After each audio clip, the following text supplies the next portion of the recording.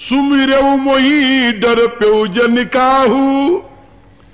मेरा स्मरण करना, किसी से डरना नहीं, अपने घर पर जाओ और घर पर रहो।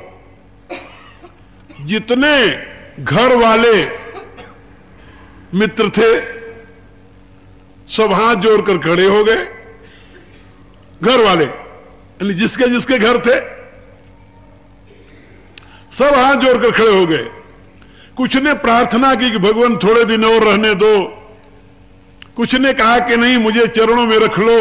भगवान ने कहा कि नहीं, बहुत हो गया है, अब तुम सब अपने अपने घर जाओ। उसी समाज में दो भगवान के अनन्य चरणानुरागी थे, चरणानुरागी। बाकी लोग जो थे भगवान के अन्य अंगों में अनुराग करने वाले थे, लेकिन दो भगवान के अनन्य भक्त थे चरणानुरागी। उनका नाम जानते हो क्या था? तुलसीदास जी ने लिखा, बड़ु भागी अंगद हनुमाना। और सारे भगवान के जितने प्रिय सखा थे सब भाग्यशाली थे, लेकिन ये दोनों बड़भागी थे। बड़भागी क्यों थे? कहा चरण कमल चापत विधि नाना। ये भगवान के चरणों में अनुराग करते थे, भगवान के चरणों की ही सेवा किया करते थे। भगवान के चरणानुरागी होने के नाते भगवान ने इनसे कुछ नहीं कहा, इतना ही कहा कि अपने अपने घर चले जाओ। सब उठे, तैयार होने लगे, सबकी विदाई होने लगी। लेकिन उस विदाई में भगवान मारुति, भोले भाले भक्त है? भोले भाले महान ज्ञानी, ज्ञानी नाम अग्रगण्यम, सामान्य नहीं, लेकिन वहां चतुरता का निशान नहीं है। और एक चतुर भक्त दूसरा उन्हीं का साथी, वो कौन? महात्मा अंगद। तुलसीदास जी लिखते हैं, अंगद बैठी रहा नहीं बोला। वहां बैठा रहो, अंगद बैठी रहा नहीं डोला। अंगद बैठा रहा, वो नहीं हिला। प्रीति देख प्रभुता ही न बोला। उसके प्रेम को देखकर भगवान ने उसे कुछ नहीं कहा। और यदि वो बैठे रह जाता तो भगवान उसे कभी नहीं कहते कि तुम चले जाओ, कभी नहीं कहते। क्योंकि भगवान तो कह रहे थे भाई अपने अपने घर जाओ। तो जिसके घर था उठकर खड़ा हो गया, वो जाने के लिए कहने लगा या नहीं जाने के लिए कहने लगा। भगवान ने उनको धीरे धीरे विदा कर दिया। अब अंगद बैठा हुआ था, हिला नहीं। जब नहीं हिला तो भगवान उसको क्यों कहते कि तुम चले जाओ? लेकिन उसके दिमाग में एक बात आ गई, शंका जिसे कहते हैं ना। वो सोचने लगा ऐसा न हो भगवान मुझे भी कह दे तुम चले जाओ, ये सोचने लगा। और ये सोचने के साथ ही उसके दिमाग में चातुरी आ गई। चातुरी क्या आई कि भगवान शायद भूल गए हैं, इनको मैं याद दिला दूं। भूल क्या गए हैं कि मेरा बाप मरते समय मुझे इनके हाथों में सौंप कर गया है, इसलिए मैं इनसे प्रार्थना करूं तो भगवान तो एक बार कोई कह दे कि मैं आपकी शरण में हूं तो उसको अपना लेते हैं। तुलसीदास जी के शब्दों में, कितना भी नीच क्यों न हो, कितना भी दुष्कर्मी क्यों न हो, एक बार शरण में आकर कह दे, तेऊ सुन शरण सामुहे आए, सकृत प्रणाम किए अपनाए। एक बार प्रणाम कर ले, सकृदेव प्रपन्नाय तो अस्मित चाचते। भगवान कहते हैं एक बार कह दे, एक बार कि हे प्रभु मैं आपका हूं, अभयम सर्वभूतेभ्यो ददामि तद्व्रतम मम। वाल्मीकि रामायण में प्रभु ने प्रतिज्ञा की है कि एक बार कोई कह दे कि हे प्रभु मैं आपका हूं, उसे संपूर्ण प्राणियों से मैं अभय कर देता हूं। ये मेरी प्रतिज्ञा है, ये मेरा व्रत है। तो अंगद ने सोचा कि प्रभु शायद भूल गए होंगे, मैं इनको याद दिला दूं, और एक बार नहीं मैं अनेक बार इनके चरणों में कहूंगा कि प्रभु मुझे न भेजो, तो भगवान हमें नहीं भेजेंगे। अरे भले आदमी, भगवान तो तुम्हें वैसे भी नहीं भेज रहे हैं। लेकिन संतोष नहीं हुआ, और थोड़ी देर बाद जब सबकी विदाई होने लगी तो अंगद उठकर खड़ा हो गया। भगवान ने देखा, भाई क्या बात है। अंगद कहता है, प्रभु मरती वेर नाथ मोहिबाली, कहा फिर कहा गयो तुम्हारे कोछे घाली। हे प्रभु, मृत्यु के समय मेरे पिता ने मुझे आपकी गोद में डाल दिया था। कहा डाल दिया था? कहा इसलिए नाथ, नीच टहल गृह की सब करी हूं, पद पंकज बिलो की भवतरी हूं, अस कही चरण पर कही पाही, अब जनिनाथ कहू घर जाही। हे प्रभु, मैं तो आपके घर का नीच कर्म करूंगा, टहल करूंगा, टहलुआ दास बनकर रहूंगा। आपके इन चरणों का दर्शन करके मैं संसार सागर से पार हो जाऊंगा। इतना कह करके प्रभु के चरणों में गिर गया कि हे प्रभु, मुझे घर जाने के लिए नहीं कहना, अब जनिनाथ कहो घर जाही। घर जाने के लिए नहीं कहना। भगवान ने तो कहा ही नहीं था। भगवान ने तो यह कहा था कि निज निज गृह अब तुम सब जाओ, अपने अपने घर जाओ। तो जिसका घर था उठकर खड़ा हो गया, जिसका घर नहीं था वो क्यों जाए? कहां जाए भाई? क्योंकि भगवान ने कहा है कि मेरे अनन्य भक्त का लक्षण है। क्या लक्षण है? गुनागार संसार दुख रहित विगत संदेह, तजी मम चरण सरोज प्रिय तिन कहू देह न गेह। जो मेरे अनन्य भक्त हैं वो तो गुण के आगार होते हैं, संसार के दुख से सदा मुक्त रहते हैं। संसार दुखद है अभक्तों के लिए, प्रभु के भक्तों के लिए नहीं। और विगत संदेह, उनके हृदय में किसी प्रकार की आशंका होती ही नहीं। और इसके साथ तजिमम चरण सरोज प्रिय, मेरे चरण कमल के सिवा उनके पास न तो कुछ देह होती है न तो गेह होती है। यानी उन्हें देह और गेह से कोई मतलब नहीं होता। मेरा एक चरण कमल ही उनके लिए सर्वस्व होता है। ये अनन्य भक्ति का स्वरूप है, अनन्य भक्ति का लक्षण है। लेकिन अंगद बेचारा चूक गया। क्यों चूक गया जानते हो? वही चतुराई। चतुराई बहुत बुरी चीज है। तुलसीदास जी ने विनय पत्रिका में लिखा कि यहां की अयानप सयानप सहस सम, सूधो सतिभाव कहे मिटति मलिनता। यहां की सयानप अयानप सहस सम, इस दरबार में, भगवान के दरबार में की हुई चतुराई हजारों अज्ञानता के बराबर है। चतुराई यहां की सयानप अयानप सहस सम, और सूधो सतिभाव कहे मिटति मलिनता। और जो हृदय का सूधा साधा आदमी है, वो यदि अपने हृदय की बात प्रभु से कह दे तो उसकी मलिनता मिट जाती है। लेकिन यदि चतुराई करेगा तो यहां मलिनता बढ़ती है, मिटती नहीं। बात वही हुई। अंगद भगवान से कहने लगा, प्रभु अब जन नाथ कहो घर जाही। भगवान ने कहा, भैया तेरे घर है तो तुम्हें तो जाना पड़ेगा,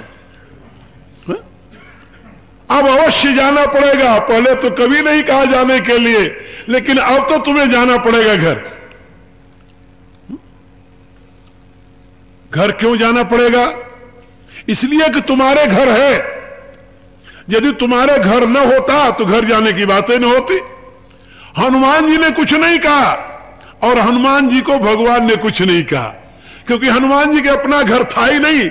इसलिए न उन्होंने घर जाने के लिए प्रार्थना की कि हम घर नहीं जाएंगे, और न तो भगवान ने कहा कि तुम घर जाओ। जिसके घर है उसको घर जाना पड़ेगा। परिणाम क्या हुआ? एक बार कोई पाह कह दे, भगवान उससे कभी विदा नहीं करते, कभी नहीं छोड़ते, कभी अलग नहीं करते।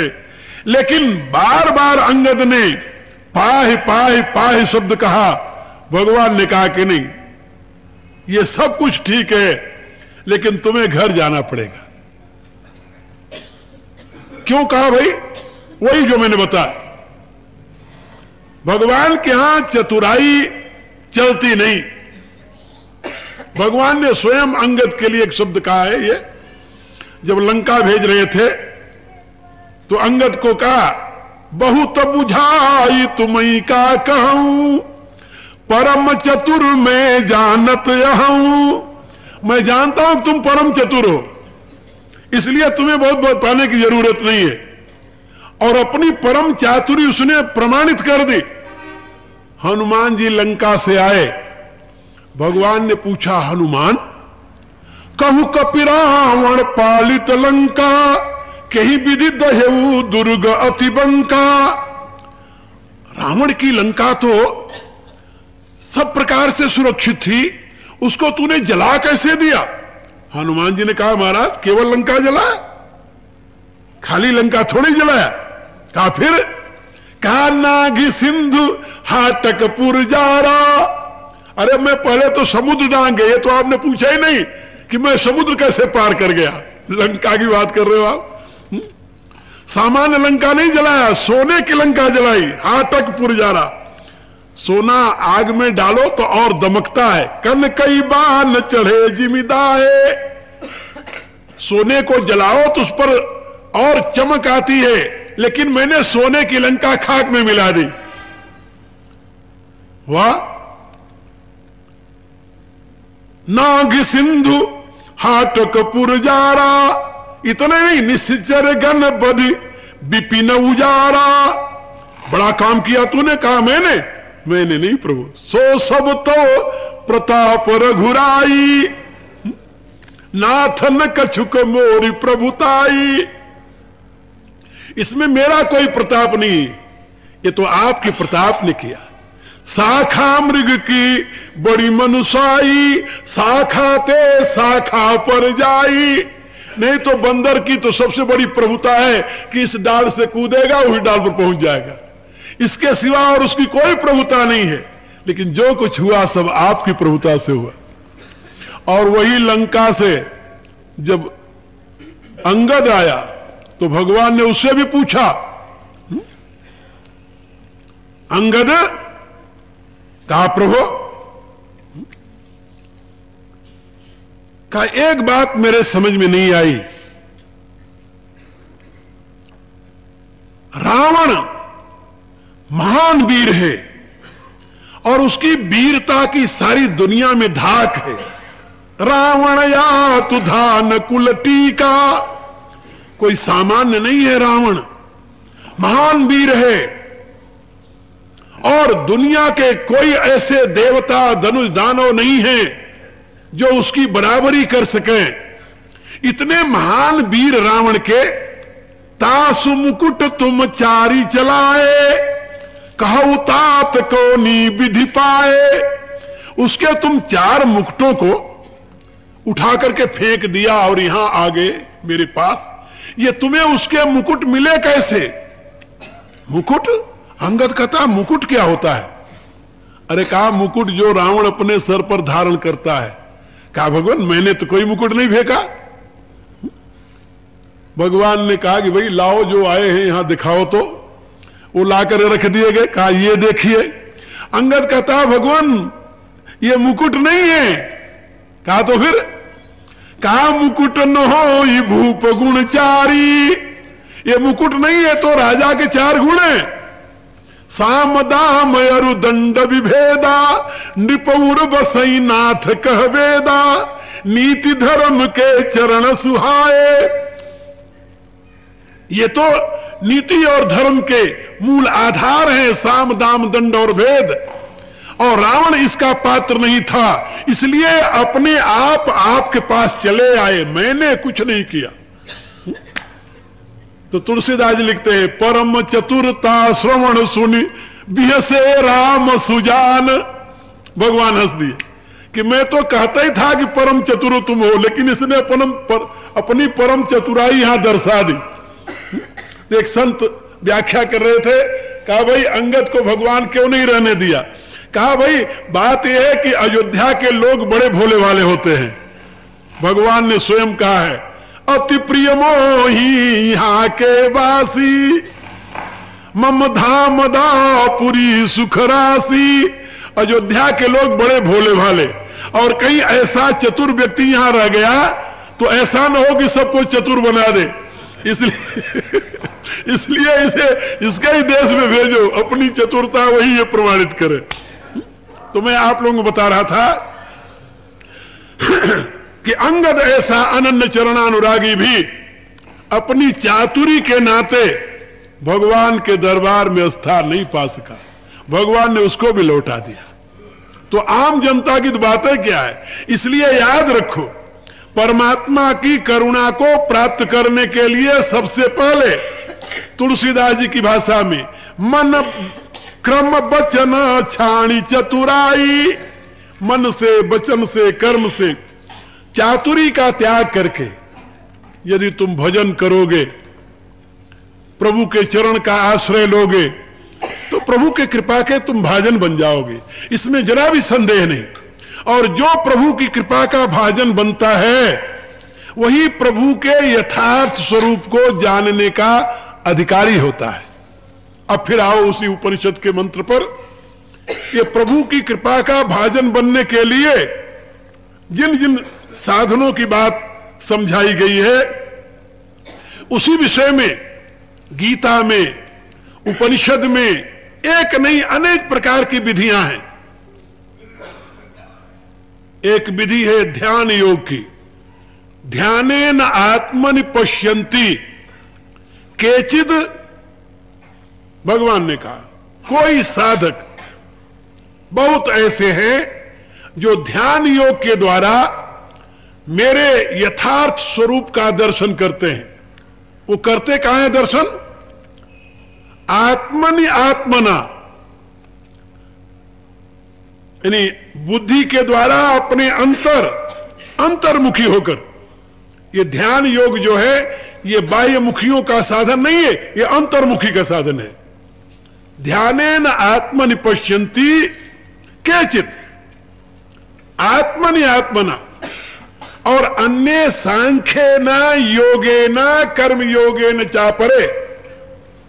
और कुछ ऐसे हैं जो सांख्य के द्वारा मेरे परम तत्व को जानते हैं, कुछ ऐसे हैं जो योग के द्वारा मेरे परम तत्व को जानते हैं, और कुछ ऐसे हैं जो कर्म योग के द्वारा मेरे परम तत्व को जानते हैं।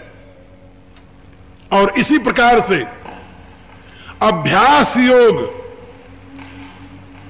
श्रेयो हि ज्ञानम अभ्यासात ज्ञानात् ध्यानम विशिष्यते ध्यानात् कर्म फल त्याग त्यागा शांतिरनंतरम 12वें अध्याय में। वहां भी 4 प्रकार के साधन भगवान ने बताए, कुछ अभ्यास योग के द्वारा, कुछ ज्ञान योग के द्वारा, कुछ ध्यान योग के द्वारा, और कुछ कर्म योग के द्वारा। ये 4 प्रकार के साधन की प्रक्रिया है। और ऋषियों ने इन चारों प्रकार के साधन की प्रक्रियाओं को अपना करके उन्होंने परम तत्व का साक्षात्कार किया। भगवान ने कहा कि मुझे लोग देखते हैं, इन चारों प्रक्रियाओं के द्वारा मुझे लोग देखते हैं। ध्यानेन आत्मन पश्यन्ति केचिद आत्मनि आत्मना अन्य सांख्येन योगेन कर्म योगेन चापरे। और उसी रूप से 9वें अध्याय में भगवान ने अनेक प्रकार की साधनाओं की प्रक्रियाएं समझाई। 7वें अध्याय में, 8वें अध्याय में पूरी गीता साधन की तो प्रक्रिया है। और इन सब में भगवान ने कहा कि इनके द्वारा इनमें से कोई मार्ग अपना ले, कोई मार्ग, किसी एक मार्ग के द्वारा जो मेरे यथार्थ स्वरूप को जानता है। शर्त है यथार्थ स्वरूप को जानने की। तुलसीदास ने अपनी रामायण में लिखा कि जब तक प्रभु के यथार्थ स्वरूप का बोध नहीं होता तब तक मनुष्य कभी भी कल्याण का भाजन नहीं बन सकता। और यथार्थ स्वरूप का बोध होने के लिए प्रभु की शरणागति, प्रभु की करुणा ही एकमात्र साधन है। उनके शब्दों में, सोई जानई जही देव जनाई, जानत तुमई तुमई होई जाई। कहा जानता कैसे है? कहा तुम्हारी कृपा तुमई रघुनंदन, जानई भगत भगत उरचंदन।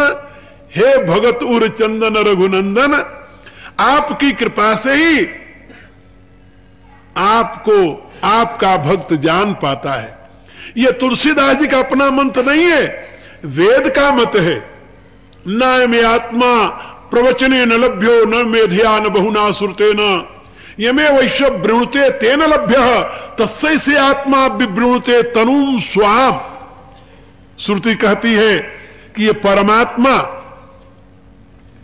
बुद्धि के द्वारा नहीं, प्रवचन के द्वारा नहीं, बहुत सुनने से नहीं,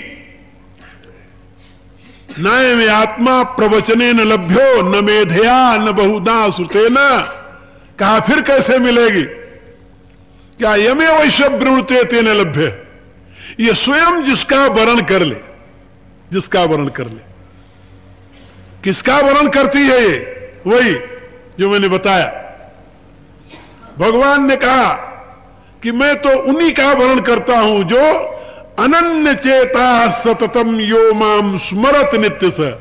अनन्य चेता, ना अन्य अनन्य, जिसके चित्त में अन्य की स्थिति नहीं है, केवल एक परमात्मा के सिवा अनन्य भाव से जो भगवान के ही चरण का चिंतन करता रहता है, भगवान की सेवा में निरत रहता है। सततम कीर्तयन्तो माम यतन्तश्च दृढ़व्रता, नमस्यन्ते च माम भक्त्या नित्ययुक्ता उपास्ते। इस प्रकार से जो अनन्य भाव से सतत परमेश्वर की महिमा का चिंतन मनन अनुसंधान करता रहता है, वो प्रभु के कृपा का भाजन बनता है। उसको प्रभु वरण करते हैं। तस्याहम सुलभ पार्थ नित्य युक्त योगिना। उस नित्य युक्त योगी के लिए भगवान सुलभ होते हैं। इसलिए मैं आप लोगों को बता रहा था कि जब तक पूर्ण रूप से परमेश्वर के यथार्थ स्वरूप का बोध नहीं हो जाता, तब तक जीवन की समस्या सुलझती नहीं, उलझी ही रहती है। और परमेश्वर के यथार्थ स्वरूप का बोध प्राप्त करने के लिए परमेश्वर का पद पंकज, उनके चरण का एकमात्र आश्रय ही परम आधार है। इसलिए यथार्थ ज्ञान की उपलब्धि में जो वैधा भक्ति है, साधना भक्ति है, वो साधन है। और ज्ञान की उपलब्धि के पश्चात भगवान की जो सिद्धा भक्ति है, प्रेमा भक्ति है, परा भक्ति है, वह साध्य बनती है। गीता के 18वें अध्याय में इसका बड़े सुंदर रूप में विवेचन किया गया है। उसमें 5 श्लोक हैं, बुद्धिया विशुद्धिया युक्त से लेकर के और परमात्मा में विलीन होने की प्रक्रिया तक। भक्त्या माम अभिजानाति यावा नश्चास्मि तत्वतः ततो माम तत्वतो ज्ञात्वा विस्ते तदनंतरम। 5 श्लोकों में भगवान ने निष्ठा ज्ञान से या परा, ज्ञान की परा निष्ठा व परा भक्ति का विवेचन किया है।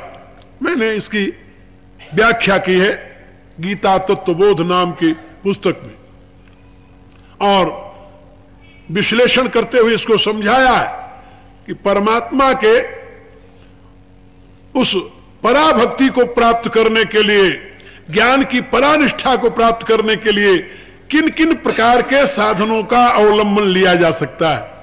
काफी बृहद विवेचन किया इस पर। मैंने 5 श्लोकों पर करीब 200-250 पेज की पुस्तक लिखी है। तो मैं आप लोगों को यह बता रहा था कि यह जो परमात्मा के यथार्थ स्वरूप का बोध है, इसको बिना जाने जीवन की समस्या सुलझ नहीं सकती। और यह न सोचो कि मैं तो एक छोटा सा जीव हूं, उस परमात्मा के इस यथार्थ स्वरूप का बोध कैसे प्राप्त हो सकता है। नहीं, हमारे पूर्वजों ने जिस पद्धति से उस परम सत्य को जाना है, वो पद्धतियां आज भी हमें उपलब्ध हैं। चाहे वो ज्ञान योग का हो, ध्यान योग का हो, अभ्यास योग क्या हो, कर्म योग का हो, चारों प्रकार के योग की विधियां आज उपलब्ध हैं। और आज भी बहुत से संत महापुरुष इसका अवलंबन लेकर के परमात्मा के यथार्थ स्वरूप को जानकर कृतकृत हो रहे हैं। इसलिए निराश होने की बात नहीं है, घबराने की बात नहीं है, इतना जरूर है। तुलसीदास जी के शब्दों में वाक्य ज्ञान अत्यंत निपुण, भव पार न पावे कोई, निस्गृह मध्य दीप की बातन तम निवृत्त नहीं होई। उन्होंने कहा कि कोई वाक्य ज्ञान में बड़ा कुशल हो, बड़ी अच्छी व्याख्या करता हो, शास्त्रों को याद करके, इससे इस संसार सागर से पार नहीं जा सकता हो। अंधेरी कोठरी में बैठकर दीपक की व्याख्या करने से अंदर प्रकाश नहीं होता। क्या समझे?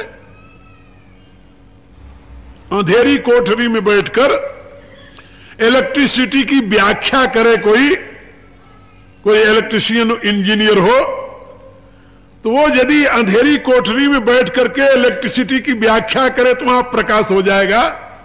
नहीं होगा। इसी रूप से तुलसीदास जी कहते हैं कि जैसे अंधेरी कोठरी में बैठकर दीपक की व्याख्या करने से प्रकाश नहीं होता, दीपक जलाने से प्रकाश होता है, ऐसे मेरे प्रियजनों भगवान के बताए हुए उन मार्गों की व्याख्या करने और सुनने से भगवान तक नहीं पहुंचा जाता। भगवान के बताए हुए मार्ग को अवलंबन करके उस पर चलने से आप भगवान तक पहुंच सकते हो। यह मेरा दृढ़ विश्वास है। साधन काल से पूर्व मैंने एक ग्रंथ में बात पढ़ी थी कि परमात्मा की समान देन सभी मनुष्य को है। बुद्धि से लेकर के स्थूल शरीर तक प्रकृति के जो 23 विलास हैं, वैभव हैं, वो परमात्मा के प्रसाद रूप में सभी मनुष्य को उपलब्ध है। यदि इसका यथार्थ रूप से प्रयोग किया जाए तो हर एक व्यक्ति उस परम तत्व को प्राप्त कर सकता है जिसको आज से पहले किसी ने किया है।